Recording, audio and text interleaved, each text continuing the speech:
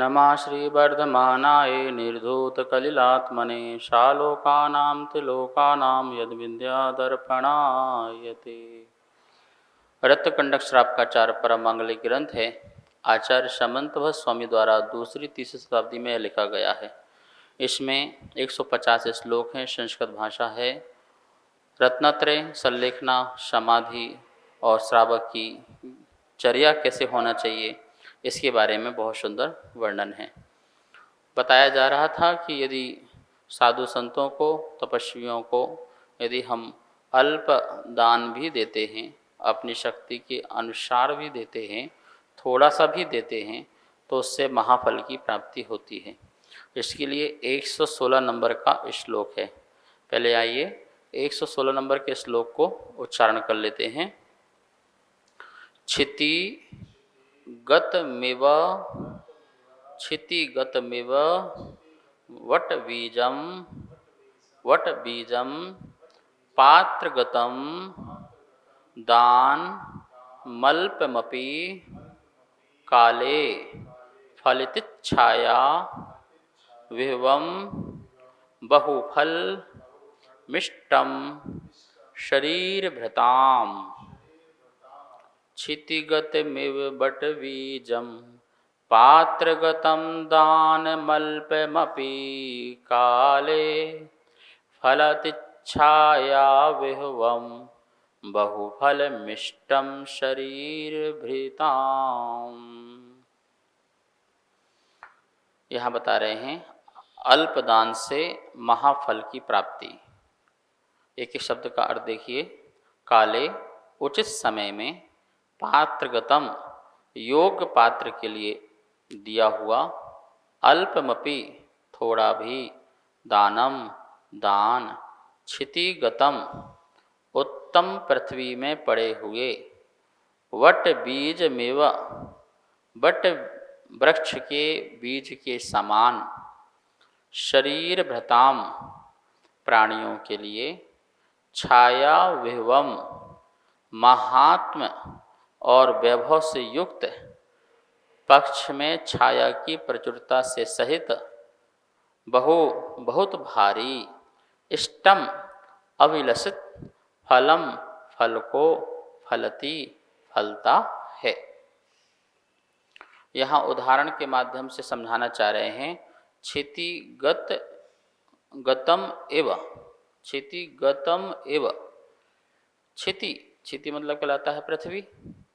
तो पृथ्वी में गतम, गया हुआ, पड़ा हुआ, क्षितिगतम, क्षिति में पड़ा हुआ अर्थात पृथ्वी में पड़ा हुआ, ये पड़े हुए, वट बीजम एव, वट बीज, वट बीज जानते हैं, बड़का पेड़ देखा आपने, कितना विशाल होता है, बड़ा होता है, घना होता है। उसके नीचे कितने ही यात्री छाया का आनंद ले सकते हैं गर्मी में, कितने ही जानवर उसके नीचे बैठ सकते हैं। तो वट बीज, बहुत बड़ा वट का बीज होता है, मतलब वट का पेड़ होता है। बीज तो छोटा सा होता है, बीज बहुत छोटा सा होता है, देखने में कितना छोटा सा बीज होगा, ऐसे आ जाएगा। लेकिन उस बीज को जब हम पृथ्वी में डाल देते हैं, बो देते हैं और उसकी अच्छे से देख रेख करते हैं, तो वह एक विशाल वृक्ष का रूप ले लेता है। फिर बहुत फल देता है, वो फल भी देता है और जो दुखी लोग हैं, गर्मी से सताए हुए हैं, उनको शीतल छांव भी देता है। सोचिए, एक छोटा सा बीज कितना फल देने वाला बन जाता है। ऐसे ही पात्रगतम, पात्र को दिया गया, पात्र को दिया गया, ध्यान रखना, पात्र शब्द कह रहे हैं। पात्र मतलब बर्तन नहीं, यद्यपि बर्तन भी होता है कि पात्र में दिया गया, ऐसा नहीं। पात्र, योग, पात्र मतलब क्या है, योग। आप लोग कहते हैं ना पंचकल्याणक में, हमें सौधर्म पात्र चाहिए है, ईशान पात्र चाहिए है, इन पात्रों की आवश्यकता है। इन पात्र मतलब इस पद के योग की आवश्यकता है। जो इस पद के योग्य हो, सौधर्मेंद्र के पद के योग्य नहीं होगा तो आप उसे थोड़ी बना दोगे। पंचकल्याणक में माता पिता बनाना है तो जो संयमी बन सकें, व्रत ले सकें, संयम पूर्वक जीवन जी सकें, ऐसे को माता पिता बनाएंगे ना तो वो पात्र कहलाएंगे। उस पद के योग्य होना चाहिए तो पात्र हैं। तो बोले ऐसे ही जो दान के पात्र हैं, दान की चर्चा चल रही है तो यहाँ कौन सा पात्र चाहिए है? दान के लिए पात्र, मतलब दान ग्रहण करने के योग्य व्यक्ति। अब व्यक्ति में महामुनिराज हों, आरिका हों, क्षुल्लक क्षुल्लिका हों, उत्कृष्ट श्रावक हों या जगन्य श्रावक हों, ये पात्र हैं। और ऐसे पात्रों को दानम अल्पम अपि काले, दानम अल्पम अपि, अल्पम अपि संधि निकलेगी, अल्पम अपि, दानम अल्पम अपि, अल्प दान भी, संधि कीजिए श्लोक से, दानम अल्पम अपि, अपि यानी भी, अल्प दान भी काले समय आने पर, समय बीत जाने पर, बहुफलम इष्टम जो इष्ट है हमें, ऐसे बहुत फलों की प्राप्ति होती है। किसे प्राप्ति होती है? शरीर भृताम, शरीरधारियों को, प्राणियों को, जीवों को बहुत फलों की प्राप्ति होती है। बहुफलम इष्टम, अभिलषित, जो मैं अभिलाषा करता हूँ, जो मैं इच्छा करता हूँ, ऐसे ऐसे फलों की प्राप्ति होती है। आप क्या चाहते हैं? संसार के जितने भी सुख के साधन हैं वो प्राप्त हो जाएं, बड़ा सा बड़ा पद मिले, बड़ा सा बड़ा कद मिले, ऐसी इच्छा होती है ना लोगों को।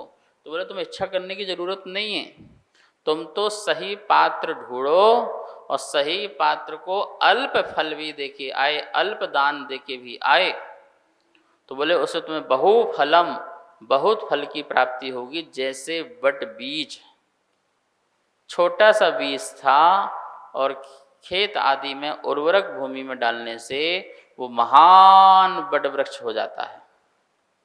बहुत सुंदर उदाहरण दिया, फलति छाया वेवम, फलति उत्पन्न होता है, छाया रूपी वेवम वैभव, ठीक है ना, वैभव से युक्त, छाया से युक्त, छाया के वैभव से युक्त, ऐसे जैसे वृक्ष की प्रचुरता में छाया मिलती है।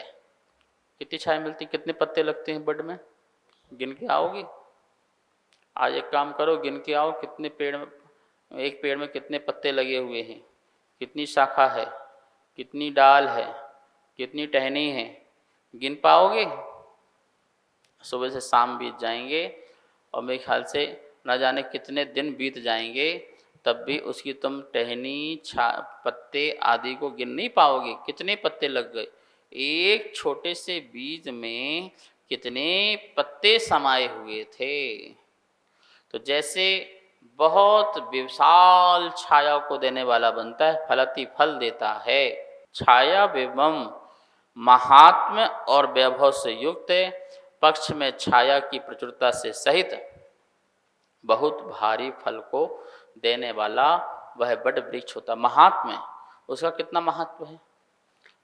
कोई कितना भी पेड़ उखाड़ दे दूसरा, लेकिन बड़ का पेड़ नहीं उखाड़ते लोग। और बुजुर्ग लोग तो कहते हैं भैया ये एक पेड़ ऐसा है जो रात को भी ऑक्सीजन देता है, दिन को तो देता ही देता है, रात को भी देता है। आपको पता है भगवान आदिनाथ का केवल ज्ञान वृक्ष कौन सा है? बड़ वृक्ष है। आदिनाथ भगवान भी उस वृक्ष के नीचे बैठ करके साधना करते हैं। सारे के सारे लगभग पेड़ जो हैं रात को कार्बन डाइऑक्साइड छोड़ते हैं, इसलिए कहते हैं पेड़ के नीचे मत विश्राम करो, क्योंकि तुम्हें चाहिए ऑक्सीजन। मनुष्य जो है कार्बन डाइऑक्साइड छोड़ता है और ऑक्सीजन ग्रहण करता है।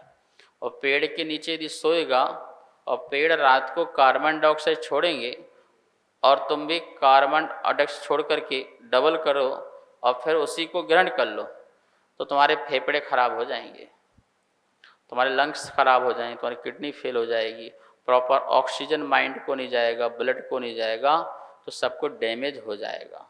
इसलिए कहते हैं वृक्ष के नीचे रात को नहीं सोने का, नहीं लेटने का। और बहुत ही खतरे हैं, टहनी टूट सकती है, पेड़ गिर सकता है, कोई पक्षी गिर सकता है, कोई जानवर आक्रमण कर सकता है, कई प्रकार की दुविधाएं हैं। लेकिन बड़ वृक्ष एक ऐसा वृक्ष है जो सुबह हो और चाहे शाम हो चाहे रात हो, ऐसी पीपल वृक्ष को भी कहते हैं। तो ये जो हैं ये क्या करते हैं, पूरी प्रॉपर ऑक्सीजन देते हैं, जीवन देते हैं, प्राण वायु देते हैं। तो बोले कि ऐसा फल उस दान दातार को मिलता है जो बड़ी भक्ति से साधु के कर पात्र में आहार दान देता है। यहाँ अल्प फल मतलब अल्प दान मतलब ये कहा गया है कि हो सकता है कोई श्रावक हो, उसके पास इतनी व्यवस्था नहीं हो जितनी व्यवस्था होना चाहिए आहार के लिए, उसकी इतनी सामर्थ्य शक्ति नहीं है, वो फल फ्रूट आदि नहीं खरीद सकता है तो नहीं दे रहा है, ड्राई फ्रूट आदि नहीं पिला पा रहा तो नहीं दे रहा है, वो जूस आदि नहीं पिला सकता तो नहीं पिला रहा है, इतना महंगा दूध है वो नहीं दे पा रहा तो नहीं दे पा रहा, उसने सिर्फ सिंपल सा पानी कुएं का आदि का पानी, प्राशुक पानी, और जो स्वयं खाता है दाल रोटी सब्जी, एक आध सब्जी बना ली, एक आध दाल बना लिया और अपनी रोटी बना ली, चावल बना लिया, बस ऐसा ही इंसान का भोजन है डेली का। आप क्या खाते हो? आप रोज़ फल खाते हो क्या? रोज़ मीठा खाते हो क्या? रोज़ ड्राई फ्रूट खाते हो क्या? नहीं। तो साधु भी कोई रोज़ आवश्यकता थोड़ी है और ना वो मांगते हैं।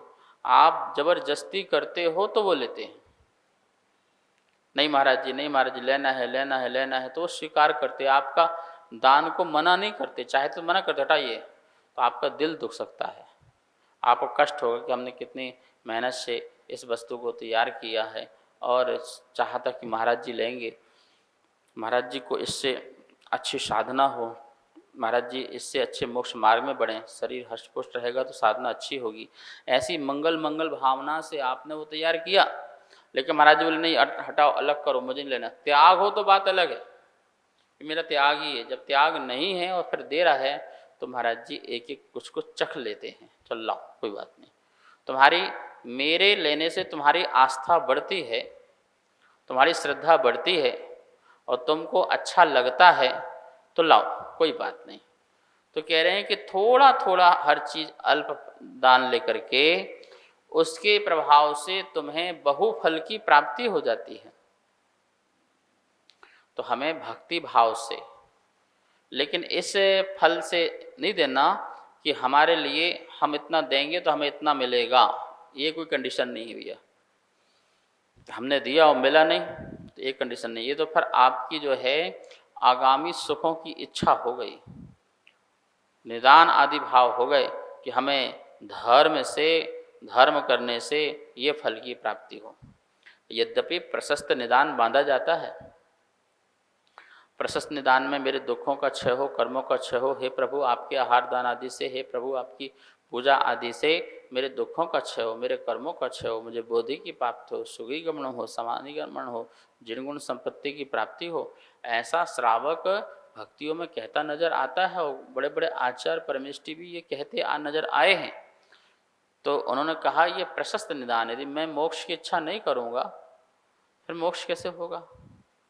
मैं गुरु के आहार दान दे करके हे प्रभु आप जैसा बन जाऊं, मैं भी कर पात्र में आहार लूँ, ऐसा भाव नहीं करूँगा तो फिर मैं कैसे मुनिराज बनूंगा? तो ये प्रकार के भाव आ सकते हैं। संसार संबंधी सुखों की इच्छा नहीं होती कि इस फल से मुझे दुकान चल जाए, मकान बन जाए, शादी हो जाए, विवाह हो जाए, बच्चे हो जाए। यद्यपि ये तुच्छ फल हैं, इन्हें तो ये तो मिलते ही मिलते हैं। जब दान अल्प दान से महाफल की प्राप्ति होगी तो सोचिए महाफल में क्या क्या मिलेगा। क्या मिलेगा महाफल में? क्या सिर्फ शरीर मिलेगा क्या? अरे शरीर मिलेंगे तो वस्त्र भी मिलेगा, वस्त्र मिलेगा तो आभूषण भी मिलेंगे, ये दोनों मिलेंगे तो पत्नी भी मिलेगी, बच्चे भी मिलेंगे, परिवार भी होगा, घर भी होगा, गाड़ी घोड़ा भी होगा। फिर तुझे मांगने की जरूरत क्या है? तुझे कुछ सोचने की जरूरत ही क्या है? तू तो बस अपना काम किए जा, तेरा भंडार भरेंगे कर्म, कोई भगवान नहीं, कर्म। ऐसी प्रगति जो है तेरा साथ देने के लिए खड़ी हो जाएगी। जब तू अच्छा श्रेष्ठ कार्य करेगा तो प्रगति भी तेरे सुख के लिए चारों तरफ से खड़ी नजर आएगी, तुझे सहयोग देने के लिए, तुझे सुख देने के लिए। ये प्रगति अपने आप ही ऑटोमेटिक तुम्हारे तरफ आ जाया करती है। तो प्राणियों के लिए बड़े महात्मा, बड़े वैभव को देने वाला यह अल्प दान हुआ करता है। यहाँ आचार्य ने उदाहरण जो दिया है बड़ वृक्ष का, ये एक बहुत छोटा सा बीज, जैसे गेहूं है, एक छोटा सा बीज है।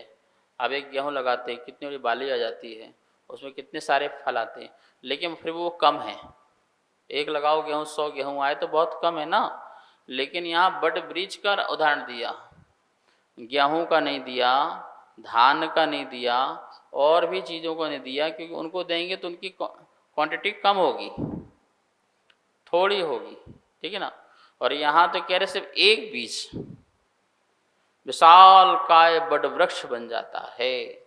ऐसे ही तपस्वी साधुओं का, निर्ग्रंथ साधुओं का, सम्यक साधुओं को भक्ति भाव से जो तुमने अपनी शक्ति और सामर्थ्य के अनुसार आहार दान दिया, उस आहार दान के प्रभाव से प्राणियों के लिए, जो दान दातार हैं उनके लिए बोले बहुत भारी फल की प्राप्ति होती। बहुफलम इष्टम, जो इष्ट फल हैं, बहुत बहुत प्रकार के इष्ट फल हैं। देख लो क्या संसार में इष्ट फल हैं, बहुत होते हैं। कि जो खाना अच्छा लगता है, ओढ़ना, सजना, संवरना, घूमना फिरना, ये सब बहुत सारी चीज़ें होती हैं संसार के। नारायण पद, अर्धनारायण पद, चक्रवर्ती पद, योद्धा, महायोद्धा, मंडलेश्वर, महामंडलेश्वर, बहुत बड़े बड़े पद होते हैं। बोले इसके प्रभाव से तो तीर्थंकर भी बन सकता है, और बनते हैं। भक्ति से दान देने पर तीर्थंकर प्रगति का भी बंध बन जाता है। कोई श्रुत के लिए मुनिराज हों, उनको आहार आदि दान देंगे तो तुम्हें तीर्थंकर प्रगति का बंध भी बन जाएगा। अब आप सोचिए, तो ये बहुत फल की प्राप्ति हुआ करती है। इसलिए आचार्य भगवान ने यहाँ पर जो है अल्प दान से महाफल की बात कही है। आज इतना ही समय हो चुका है। आइए माँ जनवाणी की स्तुति करते हैं। जा वाणी के ज्ञान से सुजे लोकालो, शो वाणी मस्तक धरूं सदा देत हो धो। हे जनवाणी भारती तो हे जपो दिन रेन, जो तेरी शरणा धरे सो पावे सुख चैन। सबको बहुत बहुत मंगल आशीर्वाद।